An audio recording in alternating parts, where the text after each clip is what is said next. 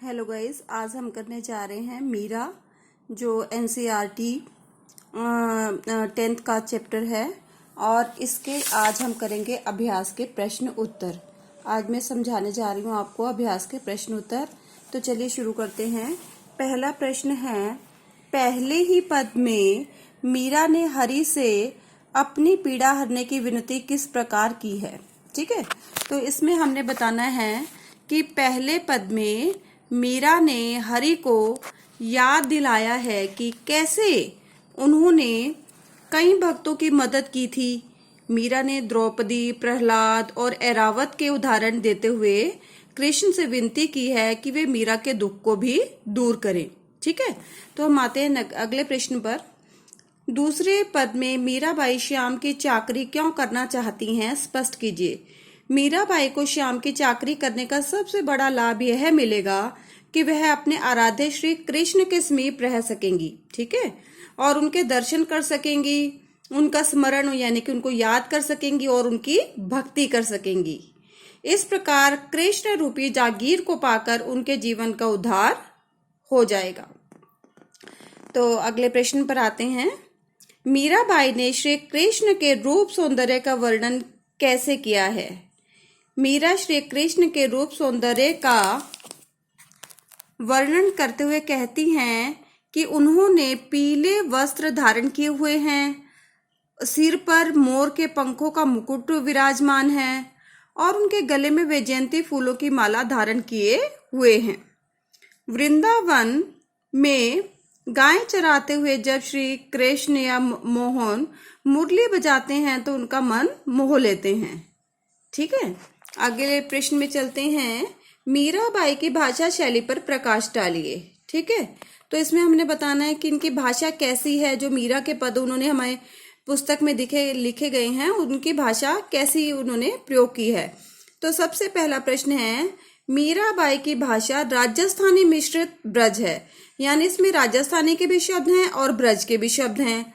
ब्रज की सुकोमलता और राजस्थान की अनुनासिकता के कारण इसमें मिठास आ गई है।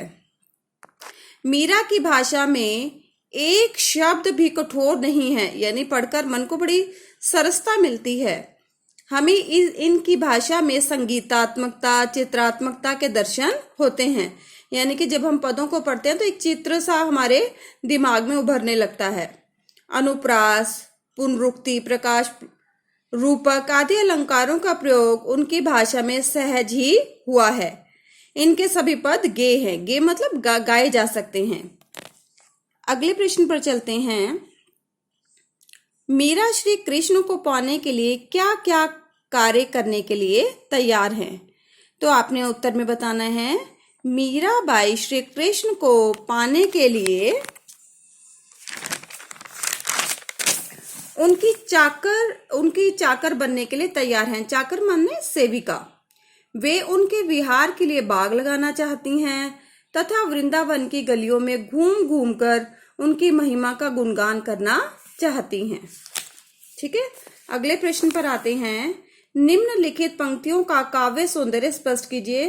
तो हमें बेटा काव्य सौंदर्य के लिए दोनों चीजें बतानी होती हैं, भाव सौंदर्य भी और उसकी काव्य सौंदर्य भी। ठीक है, भाव सौंदर्य का मतलब है उसका अर्थ और काव्य सौंदर्य में आ जाती है उसकी भाषा। ठीक है, तो इन पंक्तियों में भगवान के भक्त वत्सल और भक्त रक्षक रूप का चित्रण हुआ है। पंक्तियां क्या है? हरि आप हरो जगरी भीर, द्रौपदी री लाज राखी आप बढ़ायो चीर, भगत कारण रूप नर हरि आप धरियो शरीर। देखो इन पंक्तियों में क्या है, मीरा जी श्री कृष्ण को याद करा रही हैं कि उन्होंने कैसे अपने भक्तों की रक्षा की है। ठीक है, तो इसका भाव सौंदर्य क्या हो जाएगा? इन पंक्तियों में भगवान के भक्त वत्सल और भक्त रक्षक रूप का चित्रण हुआ है। मीरा ने प्रभु को उस प्रसंग की याद दिलाई है जब उन्होंने द्रौपदी की लाज बचाई थी। मीरा विनय पूर्वक गुहार लगाकर प्रभु अपनी रक्षा की प्रार्थना करती हैं, प्रभु से अपनी रक्षा की प्रार्थना करती हैं। उसके बाद काव्य सौंदर्य या भाषा सौंदर्य में हम क्या देंगे? मीरा की भाषा में ब्रज की मधुरता और राजस्थानी का पुट बहुत ही का दोनों का सुंदर सम्मिश्रण है। सम्मिश्रण मतलब दोनों मिक्स हो गए हैं। री में राजस्थानी प्रभाव है। बढ़ायों और धरियों में ब्रज का प्रभाव स्पष्ट है।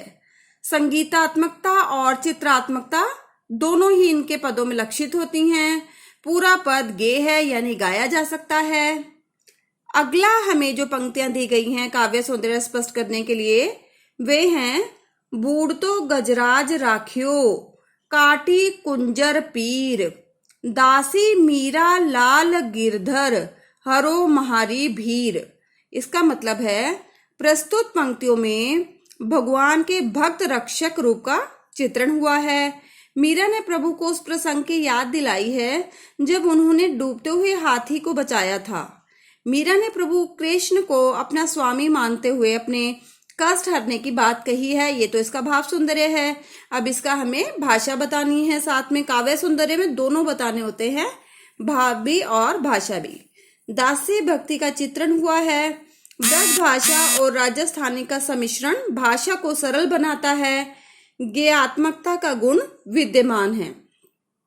नेक्स्ट है चाकरी में दर्शन पास्यों सुमरन पास्यों खर्ची, भाव भक्ति जागीरी पास्यों तीनों बातां सरसी।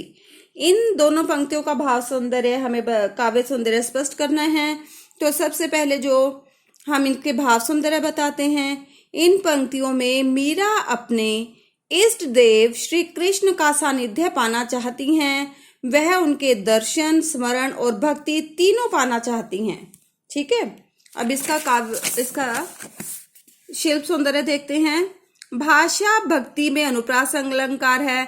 अनुप्रास अलंकार आप जानते होंगे, जहां पर भी किसी वर्ण की आवृत्ति हो जाती है तो वहां अनुप्रास अलंकार है। यहाँ भी भ है, यहाँ भी भ है, तो इसलिए यहाँ पर हो गया अनुप्रास अलंकार।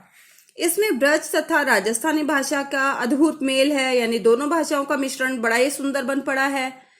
तीसरा पॉइंट हम दे देंगे ज्ञात्मकता का गुण विद्यमान है, यानी इस पद को गाया जा सकता है। तो ये था हमारा मीरा का अभ्यास। ठीक है, तो इसके आगे अगली कविता लेकर आऊंगी नई वीडियो में। तब तक के लिए यहीं विराम देते हैं। तब तक के लिए बाय।